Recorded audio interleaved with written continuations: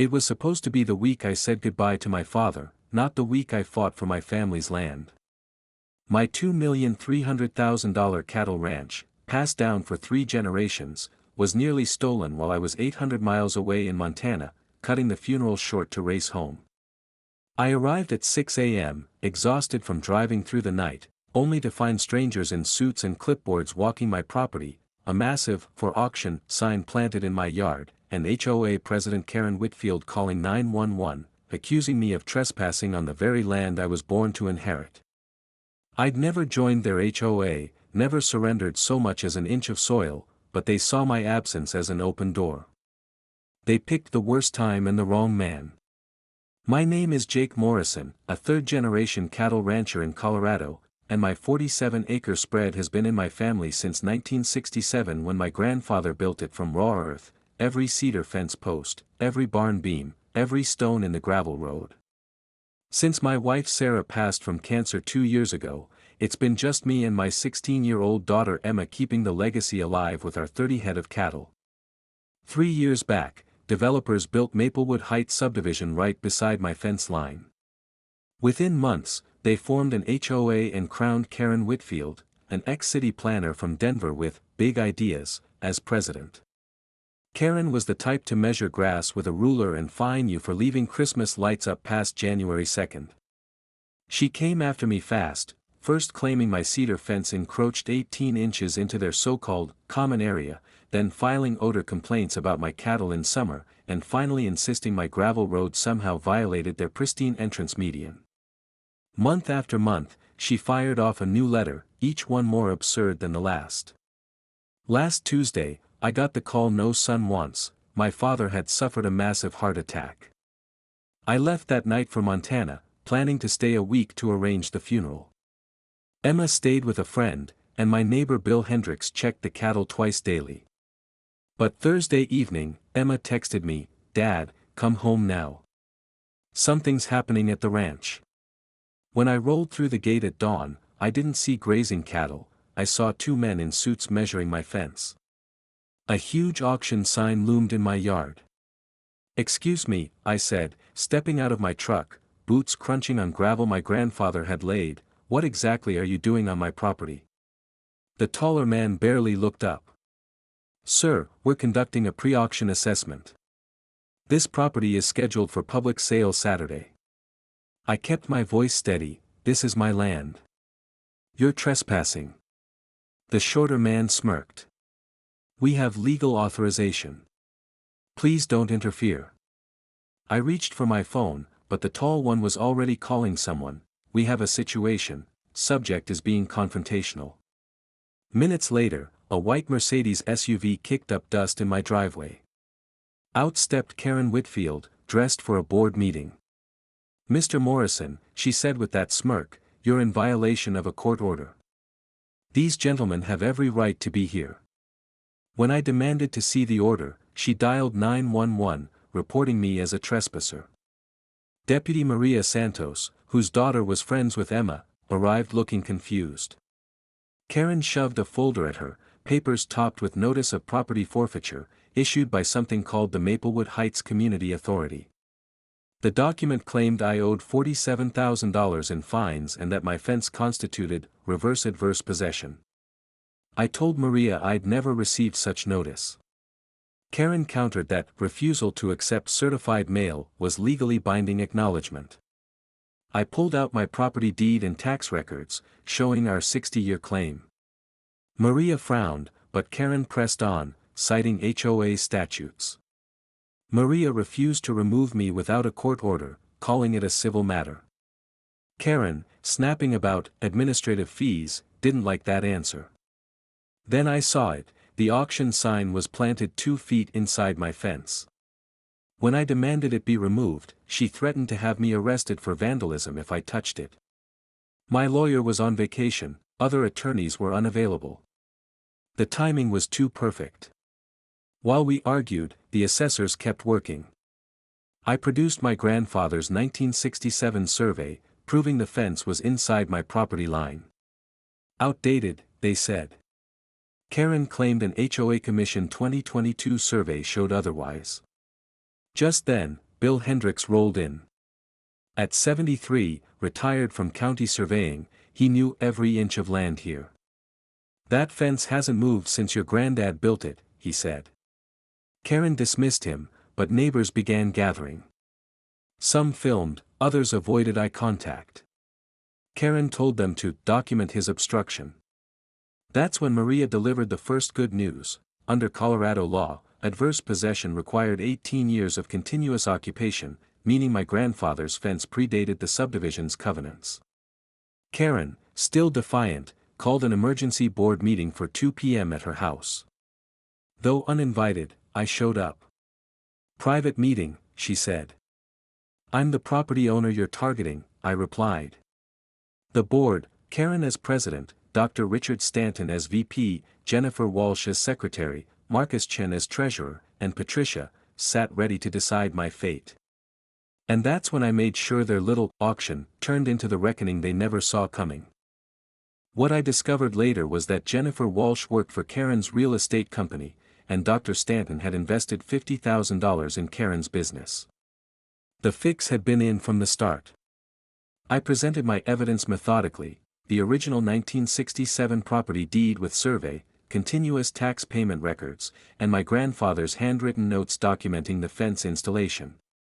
These were old documents, but Karen dismissed them.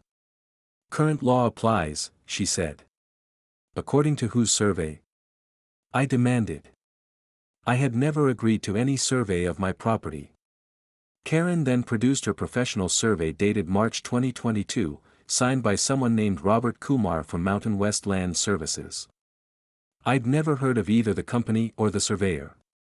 "I want to contact this surveyor directly," I said. "That's not necessary," Karen replied quickly. "The survey is certified." Dr. Stanton then read from the HOA covenant, stating that any encroachment onto common area constituted abandonment of property rights. According to their interpretation, I had constructively abandoned the disputed strip of land, which then reverted to HOA authority.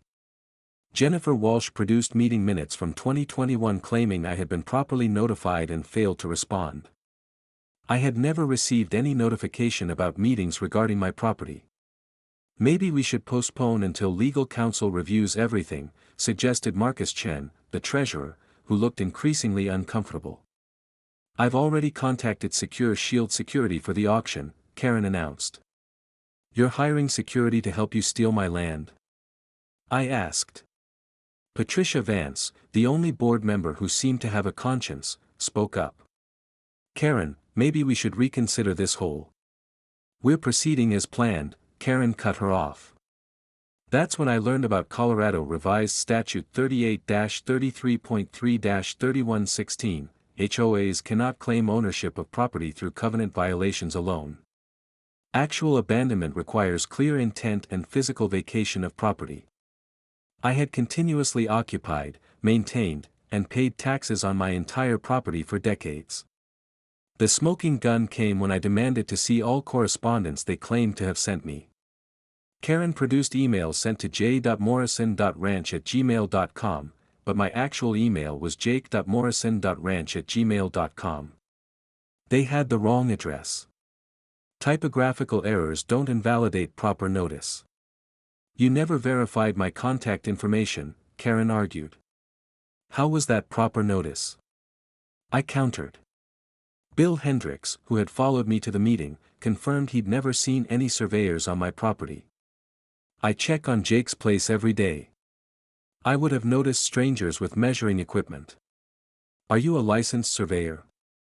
Dr. Stanton, retired county surveyor but still licensed, replied, "Yes, and that fence is exactly where it's always been."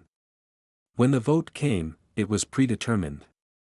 Karen, Dr. Stanton, and Jennifer Walsh voted yes to proceed with the auction.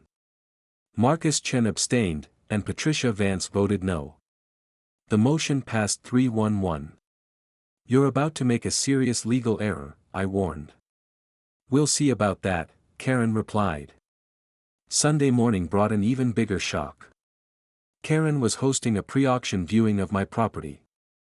3 potential buyers showed up to tour the ranch I had inherited from my grandfather, led by Karen herself, pointing out development potential. I sat on my front porch with my morning coffee, watching strangers walk around my land like they owned it. Every time potential buyers approached the house, I stood up and introduced myself politely.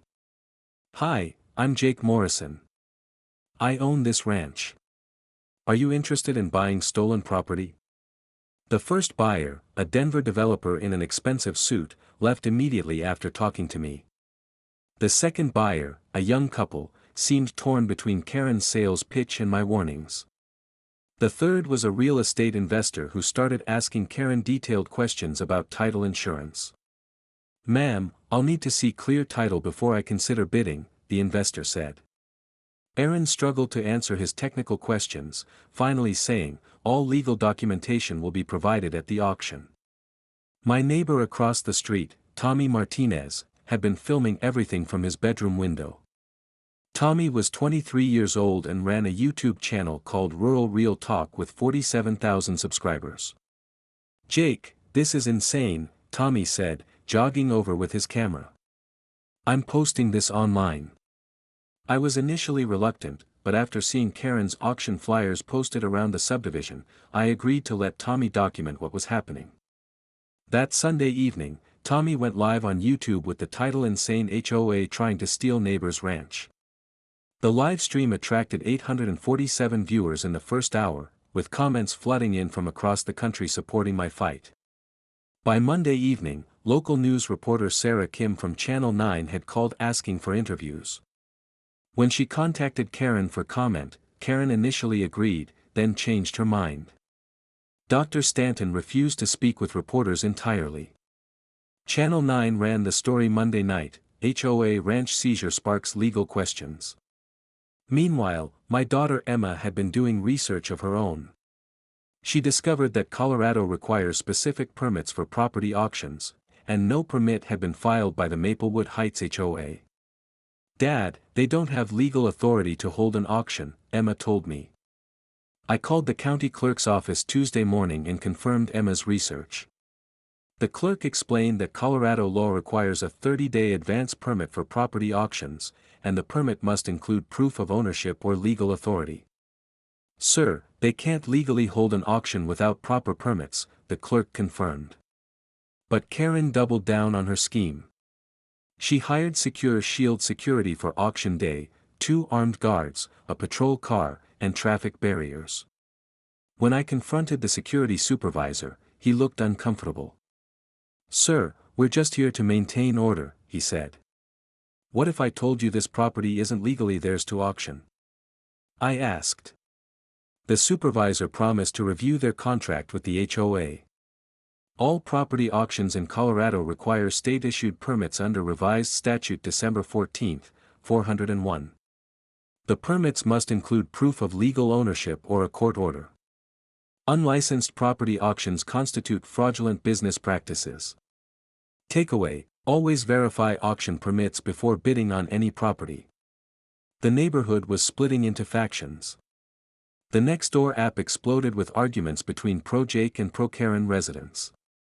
Several neighbors came forward with their own stories of HOA harassment under Karen's leadership. Mrs. Patterson finally spoke up. "Karen tried to fine me $2,000 for planting roses in my front yard.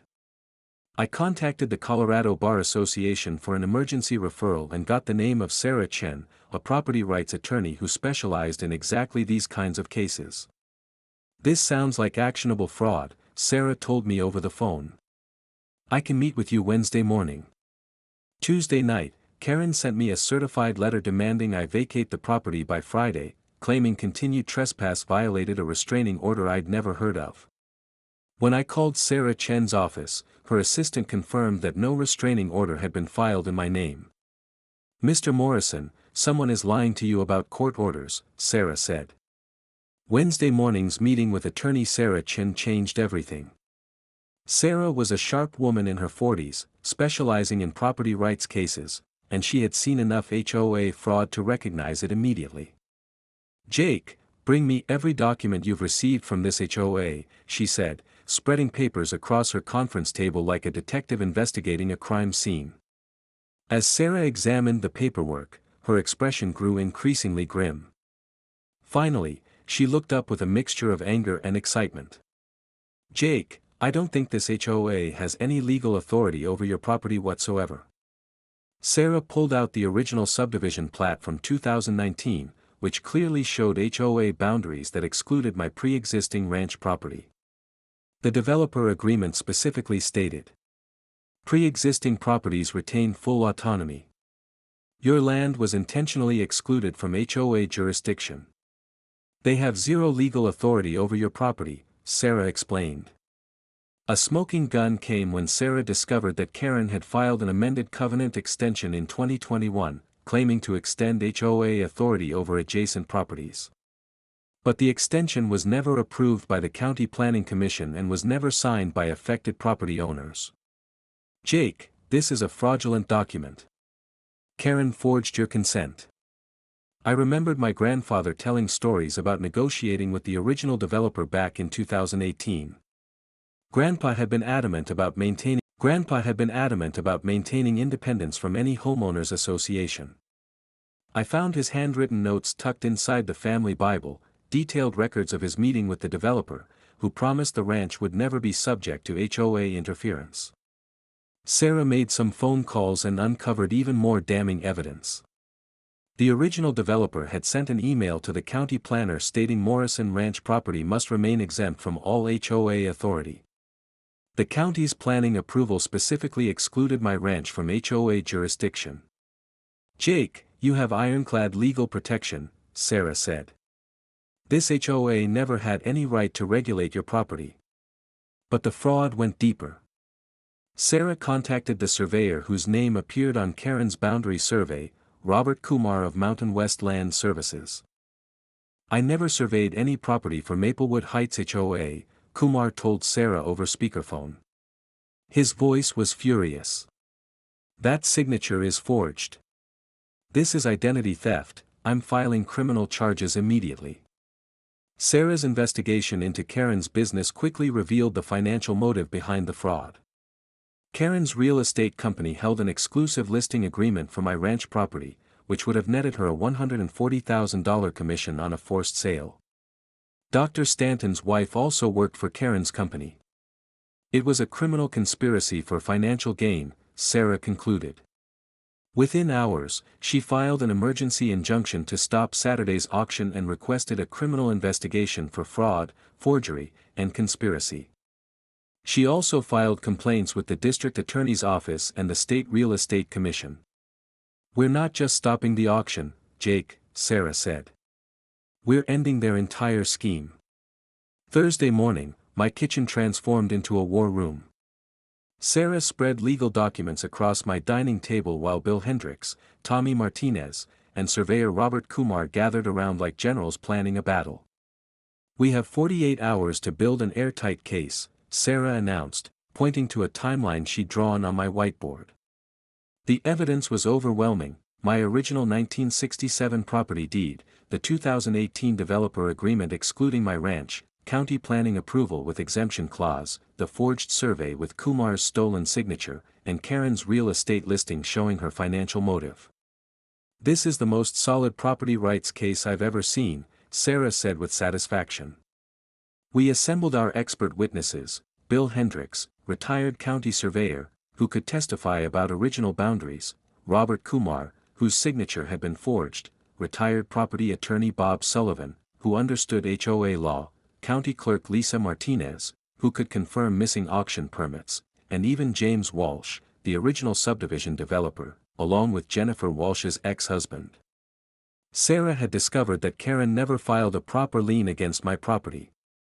Colorado law requires a specific legal process for property liens, and Karen's $47,000 fine had no legal foundation. "You can't just declare someone owes money without due process," Sarah explained.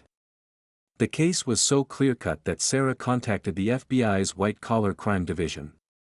The pattern of fraud, forged documents, identity theft, and conspiracy potentially crossed federal jurisdiction lines.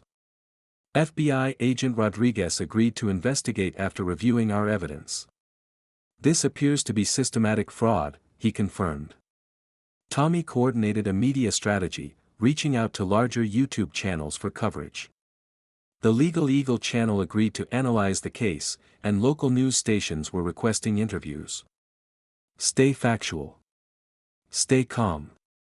Let the evidence speak, Sarah advised. Meanwhile, the community mobilized. A Save Jake's Ranch group formed on Nextdoor, gathering 127 neighbor signatures supporting me. Mrs. Patterson revealed that Karen had threatened her with a $5,000 fine for her garden, and 3 other homeowners came forward with similar harassment stories. Emma's research revealed that Karen's real estate company was nearly bankrupt and desperately needed the commission from my ranch sale. The financial motive for fraud became crystal clear. Sarah filed emergency restraining orders against the HOA and coordinated with the sheriff's office to prevent fraud. Tommy planned to livestream the entire confrontation.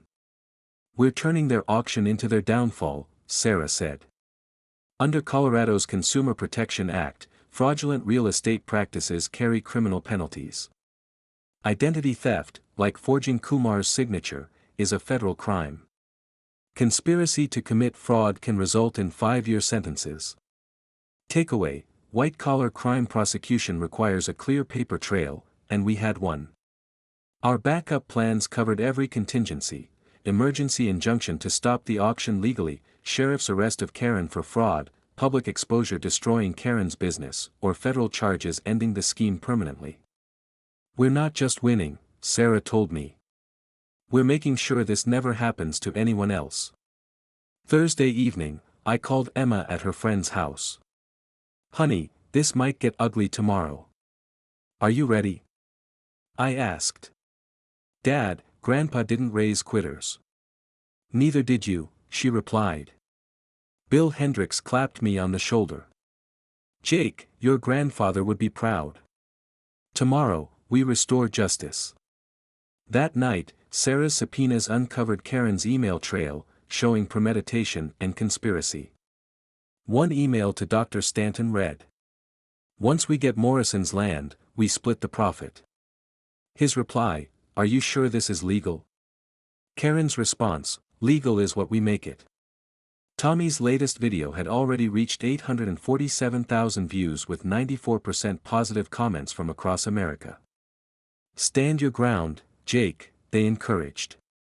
As I sat on my porch that Thursday evening, watching the sunset paint the Front Range purple and gold, I felt something I hadn't experienced in months: hope. Tomorrow, we would see what justice looked like. Friday morning brought panic to Karen's camp when she received Sarah Chen's emergency injunction filing. Karen called an emergency HOA board meeting for 7 a.m., a desperate attempt to move the auction forward. "We need to hold the auction today," Karen told her remaining board members. "Karen, we can't change the auction date now," Dr. Stanton protested. "People have made plans. We can do whatever we want. I'm the president." Karen snapped. Her own attorney, David Pierce, called with bad news.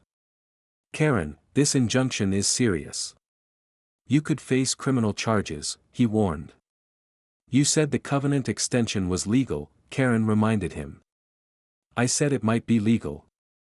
"This is completely different," Pierce replied before withdrawing as her attorney, effective immediately. Karen frantically tried to cover her tracks, ordering Jennifer Walsh to delete incriminating emails from the HOA server. "Karen, deleting emails could be obstruction of justice," Jennifer warned. "Your job depends on this," Karen threatened. But Jennifer had already forwarded copies of everything to her personal email account. In desperation, Karen offered County Clerk Lisa Martinez $5,000 to backdate an auction permit. "Ma'am, that's attempted bribery," the clerk said, secretly recording the conversation on her phone. She immediately contacted the sheriff's office, which opened a criminal investigation. When Secure Shield Security reviewed the legal documents Sarah had filed, they canceled their contract immediately. "Ma'am, we can't provide security for potentially illegal activities," their supervisor explained. "You're in breach of contract." Karen screamed. "Better than being accessories to fraud," he replied. The HOA board was crumbling. Marcus Chen resigned via email, and Patricia Vance demanded an emergency vote to halt the auction entirely. Maybe we should postpone this whole thing, Dr. Stanton said, finally showing some sense. We're past the point of no return, Karen insisted. Jennifer Walsh secretly recorded the entire meeting. Friday afternoon, 3 news vans arrived at the subdivision. Channel 9, Fox 31, and Denver 7 were all running stories about the attempted ranch seizure. Karen refused interviews and hid in her house, while Dr. Stanton gave a disastrous interview. No comment, but we're legally justified, he told Channel 9. Even if the surveyor says his signature was forged, the reporter pressed. That forged signature, Dr. Stanton stammered, realizing he'd been kept in the dark about key details. Tommy's live stream Friday evening peaked at 12,000 viewers, with comments pouring in from across the country. Legal experts in the chat were explaining fraud implications to viewers, and donations were flooding in for my legal defense. This is bigger than just Jake's ranch now, Tommy told his audience. Friday afternoon, FBI agent Rodriguez interviewed me at the ranch, asking for complete documentation of Karen's scheme. Mr. Morrison, this appears to be systematic fraud, Agent Rodriguez confirmed. We're opening a federal investigation. Robert Kumar filed criminal complaints for identity theft, and his attorney threatened a $500,000 lawsuit against the dissolved HOA. Kumar agreed to testify Saturday if needed. I've been a surveyor for 25 years, Kumar told Tommy's camera. This is the most outrageous fraud I've ever seen. Using email to perpetrate fraud falls under the federal wire fraud statute, crossing federal jurisdiction. Identity theft for financial gain carries mandatory sentencing guidelines. Sentencing guidelines. Conspiracy charges can be filed against all participants. Takeaway: federal fraud prosecution has a 95% conviction rate. Friday evening, Maplewood Heights split into warring factions. Pro-Jake signs appeared in 23 yards, while only 7 displayed pro-Karen signs. Several residents posted "Fire Karen" signs, and a civil war was brewing. Regardless of the auction outcome, the sheriff's office reviewed all evidence Friday evening and prepared for potential arrests. "Sheriff, this looks like clear fraud," Deputy Santos reported. "We'll have units on scene tomorrow," Sheriff Martinez confirmed. "Be prepared to make arrests." In a final desperate move, Karen contacted 3 private investigators to dig up dirt on my family. They found nothing. "Ma'am, this man is a model citizen," the lead investigator told her. Jennifer Walsh provided the FBI with a complete email archive, showing Karen had planned the ranch seizure for 6 months. The emails documented systematic fraud against multiple homeowners, with Dr. Stanton's financial investment in Karen's company clearly showing the conspiracy. "I can't be part of this anymore," Jennifer told Agent Rodriguez. Friday night, my ranch house became a gathering point for supporters: Bill Hendricks, Tommy Martinez, and Sarah Chin. The crowd slowly began to disperse, but a handful of neighbors lingered on the porch, shaking their heads in disbelief. Sarah turned to me, her eyes still bright with adrenaline. "Jake, you did it. You really did it." "I didn't do it alone," I replied, glancing at Bill, Robert Kumar, Tommy, and the others. "Everyone here stood up for what was right. That's what made this possible." Mrs. Patterson approached again, clutching her hands nervously. I don't know how to thank you," she said, voice trembling. "I was terrified Karen would come after me if I didn't comply." "Mrs. Patterson," I said gently, "you were scared. That's understandable. You did the right thing by staying truthful. That's all anyone could ask for." Mike Chen, still fuming but relieved, added, "We all got fooled by her. I can't believe she tried to steal our homes like that." Tommy was still live streaming from the edge of the porch, now addressing the viewers. "Folks, what you've seen today isn't just about one ranch. It's about standing up against corruption, fraud, and intimidation. Jake Morrison just proved that truth and persistence win. Dr. Stanton, now sober-faced and calm, approached the group. I had no idea Karen was planning this, he said quietly. I want to cooperate fully with the investigation. Good, Agent Rodriguez said from across the yard. We'll need statements from anyone who was involved or misled by her actions. Full transparency will help build the case against any others complicit in this scheme. I looked at the ranch gates, still open, sunlight glinting on the freshly frosted grass. It's quiet now, I murmured. But this moment, this is what it means to protect your home, your family's legacy. Sarah clapped me on the shoulder. We'll get everything restored officially, fences, documents, the works. No trace of her fraudulent claims will remain. Robert Kumar smiled, holding up the corrected survey maps. Now we can finally move forward knowing every line is accurate and legal. As the media packed up and neighbors chatted with each other, sharing stories of intimidation and threats, a sense of relief settled over the ranch. For the first time in months, it felt like my land truly belonged to me, and to the community who had rallied in truth and support. I stepped back onto the porch, looking across the fields my family had tended for decades. The sun rose higher, burning off the frost, glinting on the fence posts, and spilling golden light over the valley. This land, I whispered, is ours. And justice has a way of finding those who try to take what isn't theirs. Sarah placed a hand on my shoulder again. Time to celebrate, Jake. You earned it. And for the first time in a long time, I let myself smile. Fight, and some battles define more than just property, they define character, community, and legacy. I stepped onto the porch as the last rays of sunlight faded behind the mountains, the air crisp with the promise of evening. Emma sat on the railing, notebook in hand, jotting down details of the day for her senior project. Dad, she said quietly, this story, it's bigger than our family. It shows people what standing up can do. I smiled, placing a hand on her shoulder. Exactly. It's never just about one person or one piece of land. It's about protecting truth, fairness, and the people you care about. The ranch stretched out in front of me, pastures still golden, fences sturdy, cattle peacefully grazing.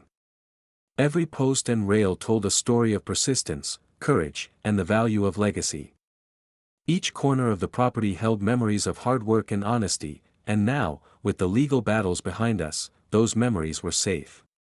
From the front porch, I could see neighbors repairing fences, children playing, and friends gathering for an evening barbecue. The community that had once been fractured by lies and greed now thrived on trust and cooperation. What had started as a fight to save a piece of land had grown into a lesson in integrity for everyone involved. I turned to the horizon, watching the sky deepen into purples and golds, and whispered to myself, some things are worth defending, no matter the cost. As night settled over the ranch, the only sounds were the distant lowing of cattle and the wind whispering through the cedar posts my grandfather had built so long ago. I knew, with complete certainty, that this land, and our family's legacy, was secure. And in that quiet, I understood something profound: true victory isn't measured by legal judgments or news headlines.